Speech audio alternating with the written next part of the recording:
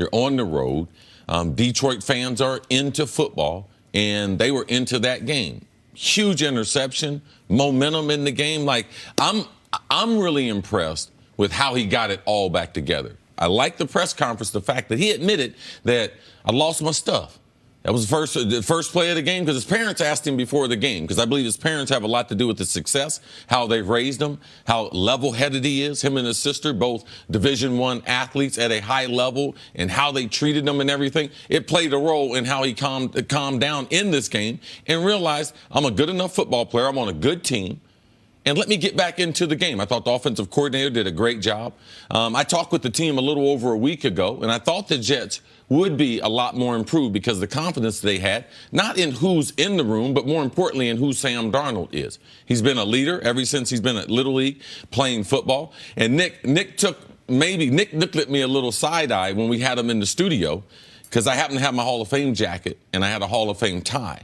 And I gave him the Hall of Fame tie. And people say, oh, now Chris Carter's on the bandwagon. No, this kid is made of the right stuff.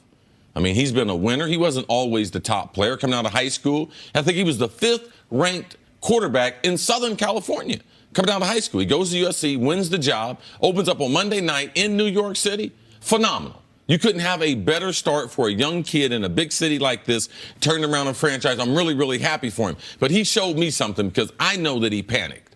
And he admitted that, but he went on to play a spectacular football game. It's hard to be better than he was in the debut. And because it's hard to start worse. It's not like all pick sixes are awful. Worst thing you can do as a quarterback. This one was particularly awful. It wasn't the ball got batted at the line. No. This one was all his doing, and maybe the offensive coordinators to a degree. I mean, he basically throws a cross-field jump pass off one leg. He does everything wrong. Little League type of stuff, really. And you said forget the numbers, but I do want the audience to know what the numbers were from that moment forward. From that moment forward, he completed 80% of his passes for nearly 10 yards per attempt, 2 touchdowns, no picks, and a 141 rating. From that moment forward, he played a nearly flawless game. He probably could have had gaudier numbers if the Jets weren't beating the brakes off the Lions so badly to where they didn't need to open up the offense much at all when Stafford couldn't stop throwing picks. It was incredibly impressive to overcome that moment, because that's the type of thing that he had been waiting for this moment his entire life. And all of a sudden, teams typically, if you give up a defensive or special teams touchdowns in the NFL, you lose 4 out of 5 games. Like, one play like that can cost your team one of its 16 chances to win. And for him to overcome it, man, the Jets have to feel great about their selection, about them trading up to 3 to be able to go get him. And wouldn't you say it says more about him as a person, which you talk to a lot, than him as having that football acumen, those skills, that he was able to compose himself and come out? Because sure, you can come out with all the skills in the world, but if you don't have the wherewithal to be able to come out, compose yourself as the face of this team, as the youngest kid to ever start, basically in an NFL game. 99-year history. Well, since the merger. And you'd like to think the Jets said, okay, we love what we have, more because he was able to compose himself than just what he was able to do afterwards. Well, part of the reason why you draft guys like this is what are their intangibles? Because everyone's got talent. Let's not get on this thing where we say, something, give me the guy that's smart and not talented. No. Because there are a lot of guys that have both.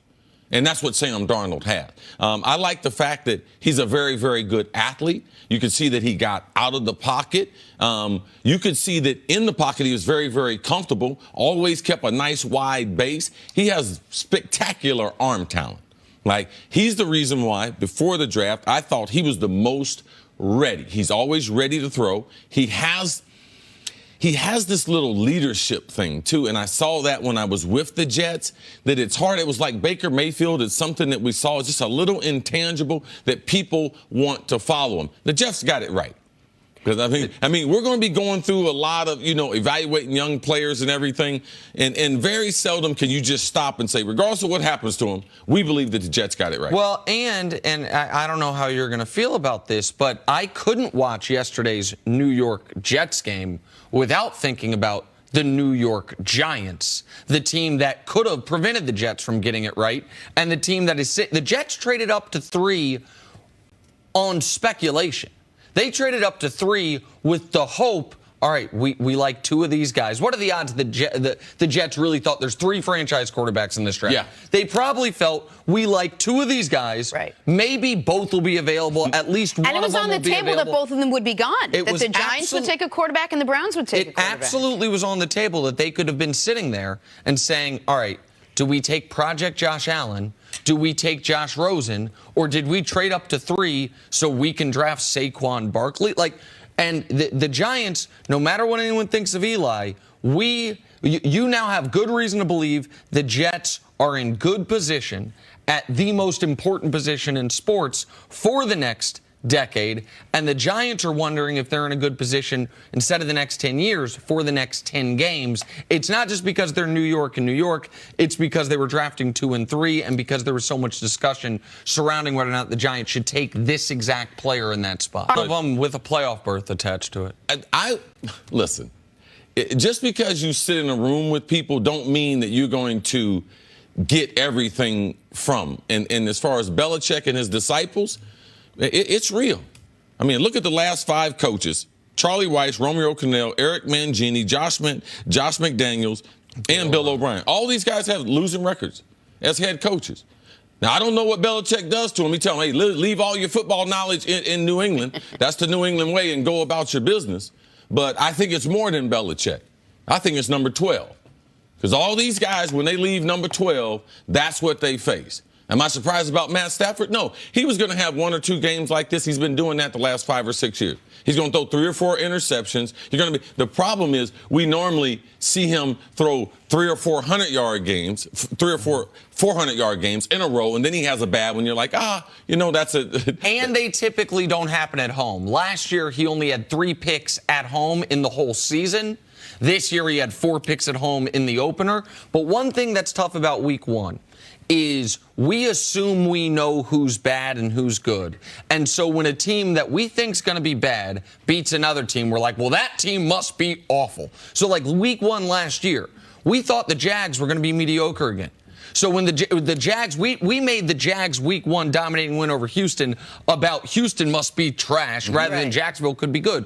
When we saw the Vikings put up 30 on the Saints in week 1 last year, we're like, oh, same old Saints. Defense can't stop nobody. Instead of being like, wow, the Vikings are awesome. So in week 1, we got to be careful about who we're giving value to and who we're giving credit to. Week number 1, you have more overreaction. One reason is because people are so excited about football. They're so excited about their teams. And I can't believe I waited all this long. And, my team's better. Or I waited all this time and, my season's over with. Yeah. So there's too much of that in week number 1. Great observation. All right, we're going to take a lot more about this game. There was another Monday night game last night as well. Coming up, what went so wrong for John Gruden?